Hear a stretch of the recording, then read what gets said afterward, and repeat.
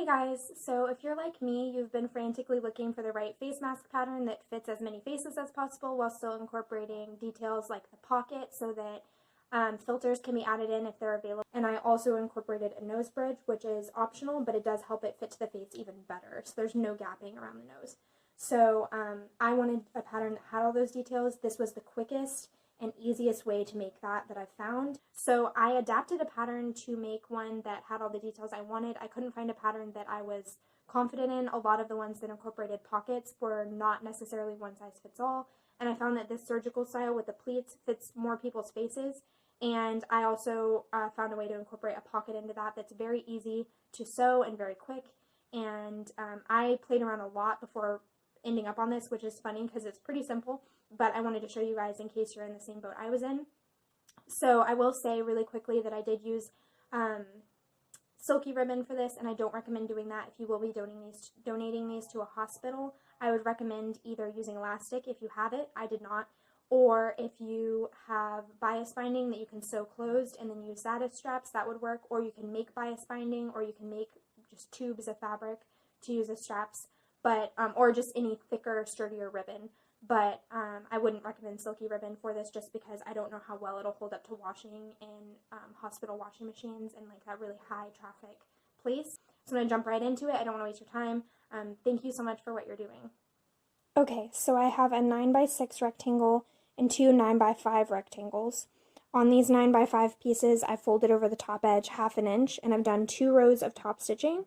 And that's just to add extra reinforcement so that if they fray a little bit in the wash, it won't fray to the point of falling apart. It'll just fray to that first line, and then there's also still that second line to keep it together. I would recommend that. If you have a serger, you could also serge the edge before you fold it over and then do 1 line of top stitching. Either way works, but I wanted to show this method since not everyone has that. And then I've cut 18-inch strips of ribbon. So as you can see, I've positioned the straps at each corner with all the excess in the middle so it doesn't get caught when I stitch around, and I've made sure to keep it out of the seam allowance up here as well. And then you're going to want to take these other pieces and put them right sides down with the nice edge going towards the middle. And then I'm going to take this over to my machine and stitch around. Okay, so this is what it looks like after I've sewn it up. So I'm going to use that pocket feature to turn it right side out.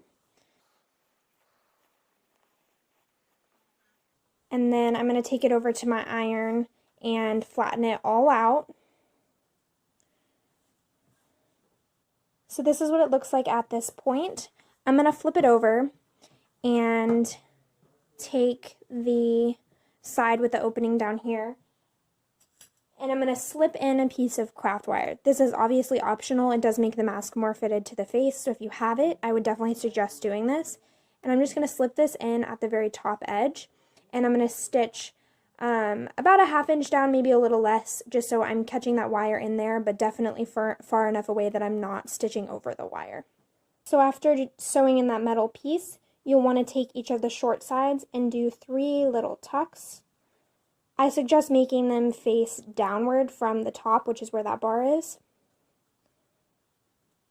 So you'll do 3 relatively even tucks on either side. These aren't perfectly even, but something along those lines. And then once you have those done on both sides, making sure they're facing the same direction on both sides, you'll top stitch right over those tucks you made and all the way along those 3 edges. So the sides with the tucks and the bottom.